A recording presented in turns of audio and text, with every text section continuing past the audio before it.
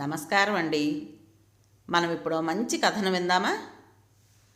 నీ పేరేమిటమ్మా అన్నారు వర్ధనమ్మ గారు ఒత్తులు నలుపుతూ. జ్యోతి, శివజ్యోతి అంది ఆ అమ్మాయి వినయంగా. వంట చేయగలవా? ఆ అమ్మాయిని ఆపాదమస్తకం ఓ పర్యాయం చూసి అడిగారు. పిండి వంటలు టిఫిన్లు కూడా చేయగలనండి అంది ధైర్యంగా. 4 రోజులుండి వెళ్ళిపోతానని అనవు కదా అన్నారు చిరునవ్వుతో. అననండి, ఉంటాను అంది నమ్మకంగా. సన్నమ్మ అంటూ కేక వేశారు వర్ధనమ్మ గారు. పని మనిషి సన్నమ్మ లోపల నుండి గబగబా వచ్చింది. సన్నమ్మకు 50 ఏళ్ళుంటాయి. సన్నంగా పొడవుగా ఉంటుంది. చామన ఛాయ. ఈ అమ్మాయి జ్యోతి నాకు పని సాయం చేయడానికి వచ్చింది. గెస్ట్ రూమ్లో ఉంటుంది, తీసుకుని వెళ్ళు. కాళ్ళు చేతులు మొహం కడుక్కోమను, ఇల్లు వంటగది చూపించు అన్నారు. రెండమ్మాయి గోరు, ఆ సంచి ఇటివ్వండి అంది. పర్వాలేదు పద అంటూ ఆమె వెంట నడిచింది. గెస్ట్ రూము కడిగినట్టుంది. గదిలో ఒక బల్ల, మంచం, దానిమీద పరుపు, బెడ్షీటు, దిండు ఉన్నాయి. సీలింగ్ ఫ్యాన్ ఉంది. కిటికీలోంచి చల్లని గాలి వీస్తోంది. గది గోడకు నిలువెత్తు అల్మేరా ఉంది. ఒక తలుపుకి మిర్రర్ ఉంది. అల్మేరాలో 2 బెడ్షీట్లు, టవలు, టాయిలెట్ సామాన్లు ఉన్నాయి. అటాచ్డ్ బాత్రూమ్ ఉంది. అందులో సామాన్లు తవర్ కోసం ఎట్టినవేనండి. పెందిలే గది కడిగానండి అంది సన్నమ్మ. జ్యోతి తన బ్యాగ్ అల్మేరాలో ఉంచి టవలు, సోపు తీసుకుని వెళ్ళి కాళ్ళు చేతులు ముఖం కడుక్కుని వచ్చింది. సన్నమ్మ ఇల్లంతా జ్యోతికి చూపించింది. మేడ మీద 3 బెడ్రూమ్సు, ఒక డ్రాయింగ్ రూము, ముందు వెనక విశాలమైన బాల్కనీలు ఉన్నాయి. క్రింద గెస్ట్ రూమ్తో 4 bedrooms, kitchen, dining hall, puja మందిరం, డ్రాయింగ్ రూము ఉన్నాయి. ఇంటి చుట్టూ విశాలమైన పెరడు, అందులో కొబ్బరి, మామిడి, జామ, అరటి చెట్లు, పూల మొక్కలు ఉన్నాయి. అమ్మాయి గోరు, టీ ఎడతారా? పాలు ఫ్రిడ్జ్లో ఉంటాయి అంది సన్నమ్మ. ఎంతమందికి? ఎందరంతే పెద్దమ్మ గోరు, సాత్తులు గోరు అంటూ వేళ్ళు లెక్కపెట్టి 7 మంది అంటూ 5 వేళ్ళు చూపించింది. సన్నమ్మ కిచెన్ గుమ్మం వద్ద నిలబడి ఏ సామాన్లు ఎక్కడుంటాయో చెప్పింది. జ్యోతి టీ కలిపి 2 కప్పులు ట్రేతో తెచ్చి టీపాయ్ మీద ఉంచింది. వర్ధనమ్మగారు, శాస్త్రిగారు చెరో కప్పు తీసుకున్నారు. వర్ధనమ్మగారు టీ కొద్దిగా రుచి చూసి, చాలా బాగుందమ్మా టీ అంది మెచ్చుకోలుగా. టీ నువ్వు సన్నమ్మ తీసుకుని వాచ్మెన్ రంగయ్యకు కూడా ఇవ్వు అన్నారు. ఆవిడ చెప్పినట్టే చేసింది జ్యోతి. వర్ధనమ్మగారి వయస్సు 60 సంవత్సరాలు. ఆమె భర్త వాసుదేవరావు గారు సివిల్ సర్జన్గా పనిచేసి రిటైర్ అయ్యి 4 ఏళ్ల క్రితం పోయారు. వారి కుమారుడు విజయ్, కోడలు నళిని ఇద్దరూ గవర్నమెంట్ హాస్పిటల్లో డాక్టర్సు. వారికి 2 కొడుకులు. పెద్దవాడు వాసు 6 సంవత్సరాలు, రెండోవాడు బంటి 4 సంవత్సరాలు. ఇద్దరూ కాన్వెంట్లో చదువుతున్నారు. వర్ధనమ్మగారు పూర్వకాలం మనిషి అయినా ఆవిడకు ఎక్కువగా చేదస్తం లేదు. మడి తడి ఆచారం పాటిస్తారు కానీ అవన్నీ ఉదయం ఆవిడ పూజలు ముగిసే వరకే. అయితే ఉదయం పూట ఆవిడకు పని ఒత్తిడి చాలా ఎక్కువ. ఉదయం 8:30 గంటలకు మనవాళ్ళిద్దరూ టిఫిన్ తిని కొద్దిగా టిఫిన్ లంచ్ బాక్స్లో పెట్టుకుని కాన్వెంట్కి వెళతారు. మరలా 1 గంటకు తిరిగి వస్తారు. అప్పుడు వారికి భోజనం పెట్టాలి. ఉదయం 9:30 గంటలకు కొడుకు, కోడలు భోజనం చేసి టిఫిన్ బాక్సులు తీసుకుని డ్యూటీకి వెళ్ళి సాయంత్రం 6 గంటలకు వస్తారు. అందువల్ల ఆవిడ ఉదయాన్నే పూజా కార్యక్రమం పూర్తి చేసుకుని 8 గంటలకు టిఫిను, 9 గంటలకు వంట పూర్తి చేయాలి. పిల్లలిద్దరిని స్కూల్కి రెడీ చేసి పంపే వరకు నళినికి వీలవ్వదు అత్తగారికి సాయం చేయడానికి. తర్వాత ఆమె రెడీ అయ్యేసరికి ఇక టైం ఉండదు. సాయంత్రం అలసి వచ్చిన కోడల్ని చూసి ఆమెకు ఏ పని చెప్పలేకపోతున్నారు వర్ధనమ్మగారు. ఆవిడకు వంట పని చేయడానికి, తైనాతుగా ఇంట్లో ఉండడానికి ఒక పిల్లను పెట్టుకోవాలనుకుని ఆ విషయం శాస్త్రిగారికి చెప్పారు. శాస్త్రిగారు ఎంతో ప్రయత్నించి చివరకు ఆయన తమ్ముడు పై ఊరు నుంచి జ్యోతిని తీసుకువచ్చారు. జ్యోతికి 16 సంవత్సరాల వయస్సు, పసిమి ఛాయ, ముఖంలో మంచి కళ ఉంది, కడిగిన ముత్యంలా ఉంటుంది. పని చక్కగా చేస్తుందండి, నెమ్మదస్తురాలు. ఒకప్పుడు ఎంతో బాగా బతికిన వాళ్లే తల్లి తండ్రి యాక్సిడెంట్లో పోయారుట అన్నారు శాస్త్రిగారు. శాస్త్రిగారికి ఖర్చులకు గాను 100 రూపాయలు ఇచ్చి వారిని పంపారు వర్ధనమ్మగారు. రాత్రి వంట వర్ధనమ్మగారే చేసింది. ఆవిడకు వెనక సాయం చేసింది జ్యోతి. మర్నాడు ఉదయం జ్యోతి 5 గంటలకే లేచి స్నానం వగైరాలు పూర్తి చేసి కాఫీ ఫిల్టర్ వేసింది. పూజగది శుభ్రం చేసి పూజ సామాగ్రి రెడీ చేసింది. కిచెన్లో సామాన్లు నీట్గా సర్ది పెట్టింది. వర్ధనమ్మగారు బ్రష్ చేసుకుని వచ్చేసరికి ఆవిడకు కాఫీ కలిపించింది. అప్పుడే స్నానం కూడా చేసేసావా తల్లి అన్నారు చిరునవ్వుతో. ఆ రోజు 2 పూటల జ్యోతి చేతి వంట టిఫిను తిని ఎంతో మెచ్చుకున్నారు వర్ధనమ్మగారు. 4 రోజుల్లో ఇంటి పనంతా అలవాటైంది జ్యోతికి. పెద్దమ్మగోరు అంటే దిష్టి తగలుతుంది కానండి, జ్యోతమ్మగోరు సక్కదనాల సుక్కండి. ఏ తల్లి కన్నబిడ్డో సిదివి దీపం పెట్టుకోవచ్చండి. శానా పనిమంతురోలు కదండి, ఒక్క సుట్టు చెబితే చాలండి, ఏ పనైనా సిటికలో గిహించి చేస్తున్నారు కదండి అంది సన్నమ్మ. నిజమేనే, చేతిలో పని అందుకుని మరీ చేస్తోంది. ఏ పని చేసినా ఎంతో నీట్గా చేస్తోంది. అసలు నన్ను ఏ పని చెయ్యనివ్వడం లేదు, చూస్తున్నావు కదా అన్నారు. పోనీ చెయ్యనియండమ్మా, తమకి కొంత తెరిపవుద్ది అంది. సన్నమ్మ ఉదయం 6 గంటలకు వచ్చి 11 గంటలకు వెళ్ళి మరలా 3 గంటలకు వచ్చి సాయంత్రం 6 వరకు ఉంటుంది. ఆమె భర్త రంగయ్య వాచ్మెన్గా ఆ ఇంటి వద్దనే పనిచేస్తున్నాడు. వర్ధనమ్మగారు కొడుకు కోడలు మనవల గురించి వారి అలవాట్లు అభిరుచులు జ్యోతికి చెప్పారు. వాళ్ళు ప్రస్తుతం సౌత్ టూర్కి వెళ్ళారని 4 రోజుల్లో వస్తారని చెప్పారు. అనుకున్న విధంగానే వారు 4వ రోజు ఉదయాన్నే వచ్చారు. సన్నమ్మ వాచ్మెను వారి సామాన్లు లోనికి తెచ్చేసరికి జ్యోతి ట్రేతో 2 కప్పుల కాఫీ 2 గ్లాసులతో హార్లిక్స్ తెచ్చి టీపాయ్ మీద ఉంచింది. విజయ్ నళిని కాఫీ త్రాగారు. వాసు బంటి ఇద్దరూ వాళ్ళ నాయనమ్మ ఒడిలో కూర్చుని కబుర్లు చెప్తున్నారు. వర్ధనమ్మగారు కొడుకు కోడల్ని కుశల ప్రశ్నలు వేసి మనవలతో కబుర్లలో పడ్డారు. విజయ్ నళిని ఆవిడను జ్యోతి గురించి అడగాలనుకుని ఆవిడ వైపు ప్రశ్నార్థకంగా చూశారు. అయితే ఆవిడ పిల్లలతో బిజీగా ఉండడం వల్ల తరువాత తీరుబడిగా తెలుసుకోవచ్చు అనుకుని మేడ మీదకు వెళ్ళిపోయారు. జ్యోతి పిల్లలిద్దరికీ చెరొక గ్లాసు హార్లిక్స్ అందించింది. వాళ్ళు సందేహంగా ఆవిడ వైపు చూశారు. తీసుకోండి అక్క అంటూ వారికి పరిచయం చేశారు. వాళ్ళు జ్యోతి వైపు చూస్తూ హార్లిక్స్ తాగారు. వాసు బంటి మీరిద్దరు గుడ్ బాయ్స్ కదా, మరి ఇప్పుడు ఫస్ట్ స్నానం చేసి డ్రెస్ చేసుకుని టిఫిన్ చేయడానికి నా దగ్గరకు ఎవరొస్తారో చూద్దాం, రెడీయేనా అంది జ్యోతి. అప్పుడే కాదు ఉండు అంటూ వాళ్ళు వెంటనే కాళ్లకున్న షూసు సాక్సు ఊడబెరికి వాటిని ఓ మూలకు విసిరేసి ఇద్దరూ లైన్గా నిలబడి రెడీ అన్నారు. జ్యోతి 1 2 3 అనగానే ఇద్దరూ మేడ మీదకు పరిగెత్తారు. మెల్లగా వెళ్ళండిరా పడగలరు అన్న వర్ధనమ్మగారి మాటలు వారు వినిపించుకోలేదు. జ్యోతి వాళ్ళ జోళ్ళు సాక్సు తీసి ర్యాక్లో పెట్టి కిచెన్లోకి వెళ్ళింది. కోడలు పిల్లలను గదమాయించి వెంట తరిమితే గాని స్నానానికి వెళ్ళని వాళ్ళు జ్యోతి మాట విని అలా పరిగెత్తేసరికి వర్ధనమ్మగారు ఆశ్చర్యపోయారు. 10 నిమిషాల్లో పిల్లలు స్నానం చేసి డ్రెస్ వేసుకుని తయారై ఇద్దరు ఒకే టైంలో డైనింగ్ హాల్లో అడుగుపెట్టారు. అక్క నేనే ఫస్ట్ స్నానం చేశాను అన్నాడు బంటి. కాదక్క నేనే ఫస్టు, కావలిస్తే మమ్మీని అడుగు, మమ్మీ నా డ్రెస్ తొందరగా తీసివ్వలేదు, వాడికే డ్రెస్ ముందిచ్చింది అన్నాడు వాసు బొంగమూతి పెట్టి.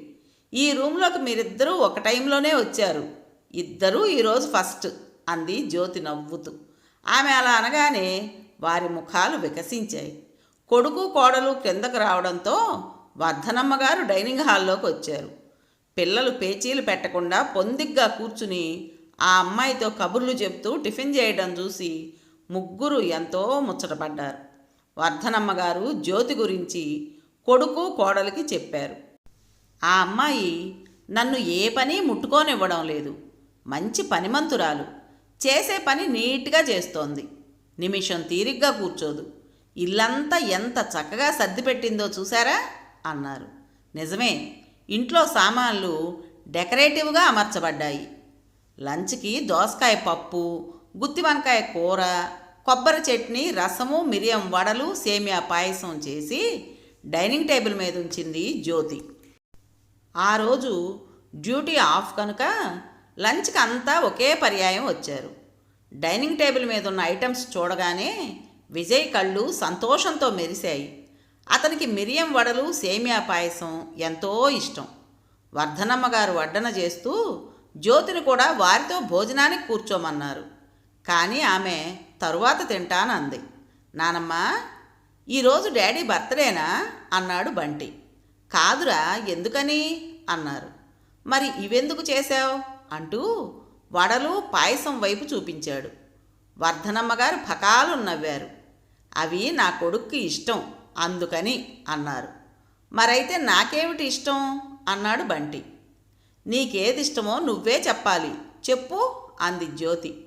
నాకు నాకు కిట్ క్యాట్ ఎంతో ఇష్టం అన్నాడు బంటి ఉత్సాహంగా. షేమ్ షేమ్ ఎగతాళి చేశాడు వాసు. ఎందుకు? నాకు అవే ఇష్టం అన్నాడు బంటి మొండిగా. అవి చెప్పకూడదు, బూర్లు, జిలేబీలు, వడలు అని చెప్పాలి అన్నాడు వాసు. అయితే నాకు ఇవే ఇష్టం అంటూ ప్లేట్లో వడ తీసి చూపించి తినబోయాడు. ముందు అన్నం తిని తర్వాత అవి తినాలి. నువ్వు ఇవి తింటే మరి అన్నం తినవు. బంటి చేతిలోని వడ తీసి ప్లేట్లో ఉంచింది నళిని. ఫస్ట్ పప్పన్నం, కూర అన్నం, రసం అన్నం తిని తర్వాత ఇవి తినాలి కదూ మమ్మీ అన్నాడు వాసు. అవన్నీ ఫస్ట్ తింటే నా పొట్ట నిండిపోతుంది, మరి ఇవి తినడానికి ప్లేస్ ఉండదు అన్నాడు బంటి దిగులుగా. సరే, అన్నం తింటూ మధ్యలో వడ కొద్ది కొద్దిగా తిను అంది జ్యోతి. బంటికి ఈ సజెషన్ నచ్చింది. పిల్లలకి వడ్డన నేను చూస్తాను, మీరు నిదానంగా భోజనం చేయండి అని జ్యోతి పిల్లల మధ్యన నిల్చుని వారికి కావలసినవి వడ్డిస్తూ వాళ్లతో కబుర్లు చెప్పడంతో వారు పేచీలు మాని తొందరగా భోజనం చేశారు. ఐటమ్స్ అన్నీ ఎంతో రుచిగా చేశావు అని మెచ్చుకుంది నళిని.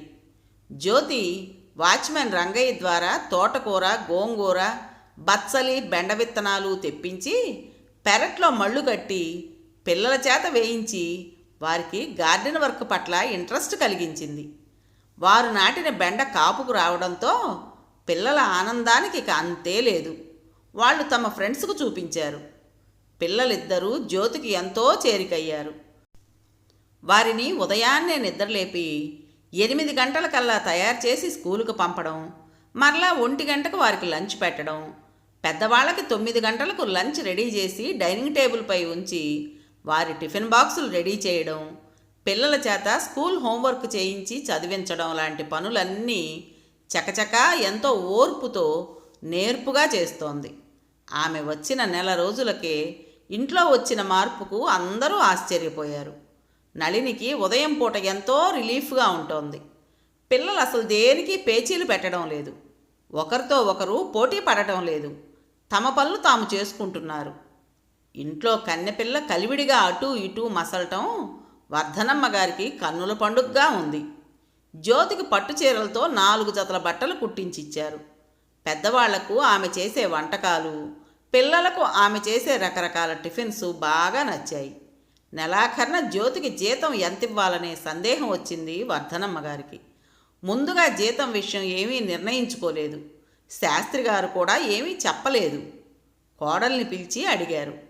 ఆమె కూడా ఏమీ చెప్పలేక ఆ అమ్మాయినే పిలిచి అడిగి మీరే నిర్ణయించండి అంది నళిని అత్తగారితో.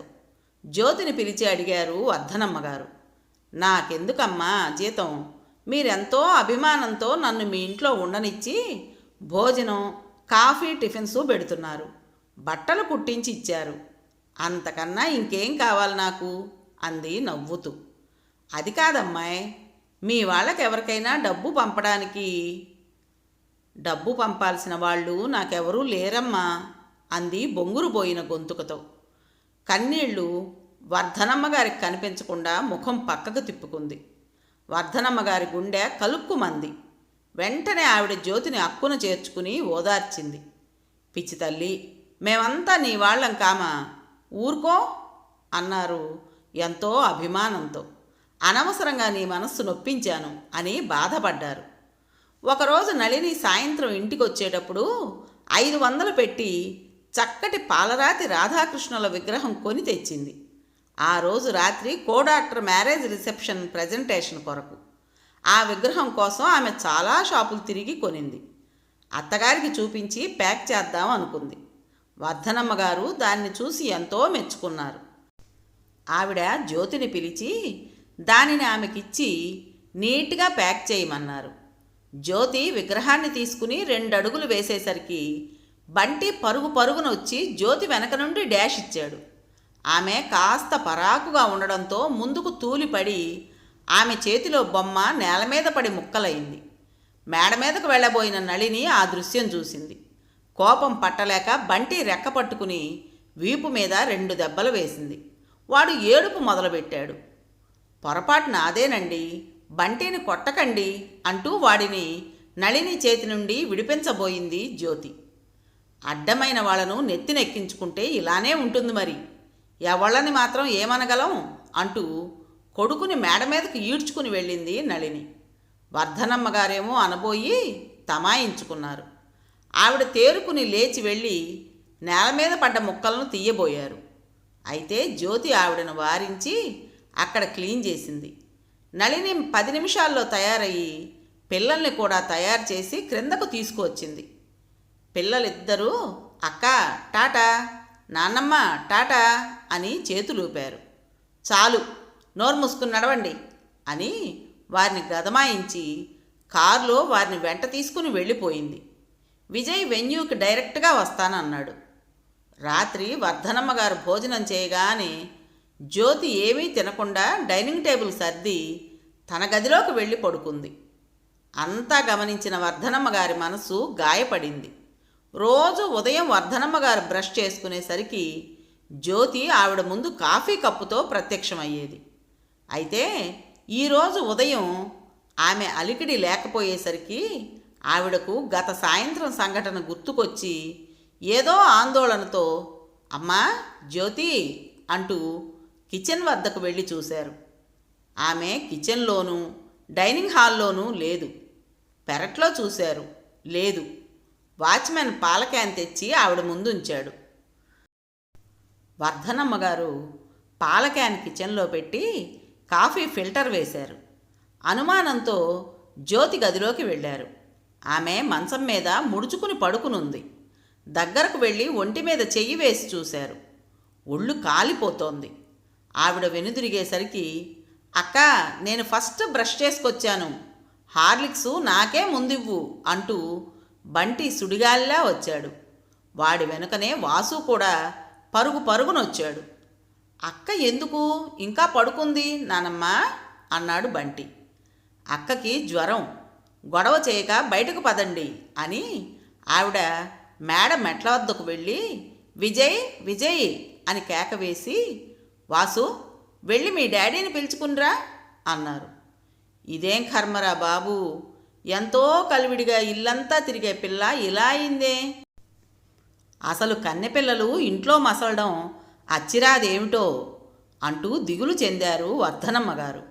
వారి వంశంలో అప్పటి వరకు ఎవరికీ ఆడపిల్ల పుట్టలేదు.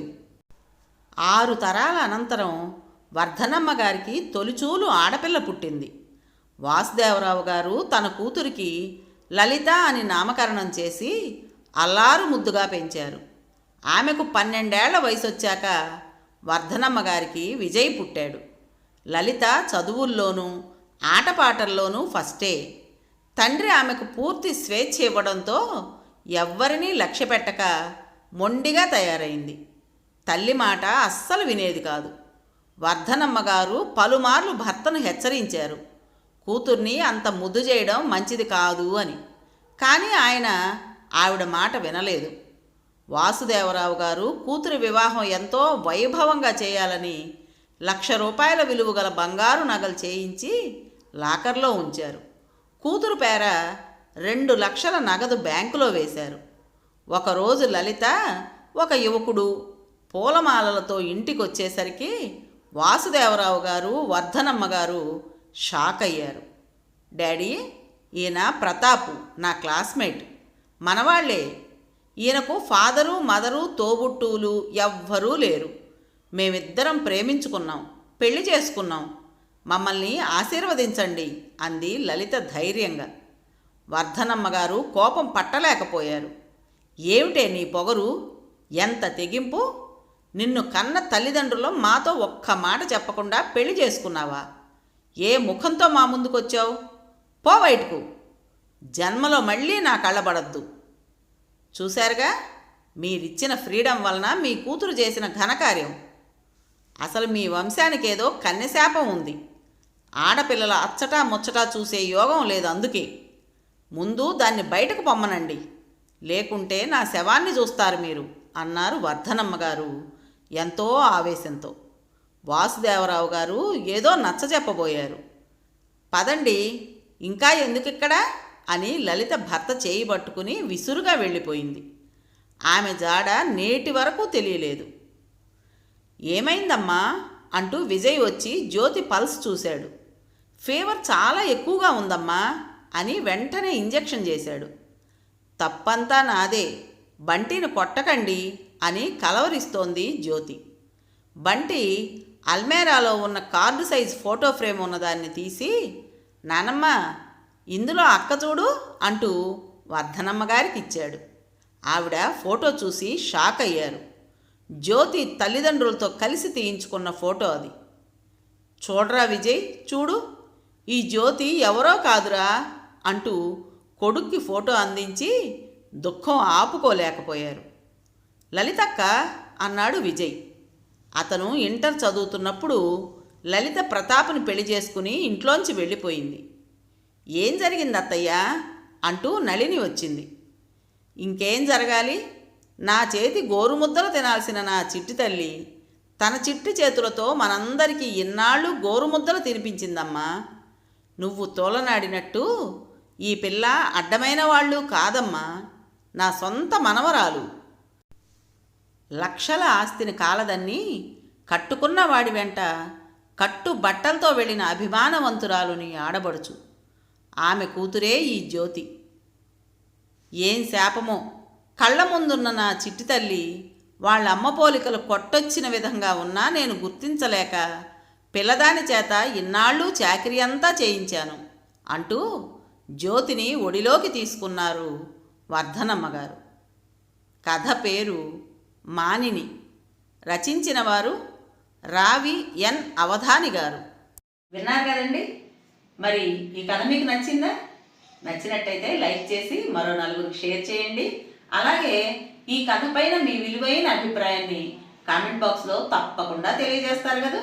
మరి ఇంత మంచి కథను మనకు అందించిన రైటర్ గారికి మనందరి తరపున మనస్ఫూర్తిగా ధన్యవాదాలు తెలుపుకుంటూ, ఇటువంటి మంచి మంచి కథల కోసం కొత్త వాళ్ళు మన ఛానల్ని తప్పకుండా సబ్స్క్రైబ్ చేసుకోండి. రేపు మరో మంచి కథతో మీ ముందుకు వస్తాను. అప్పటి వరకు ఉంటానండి.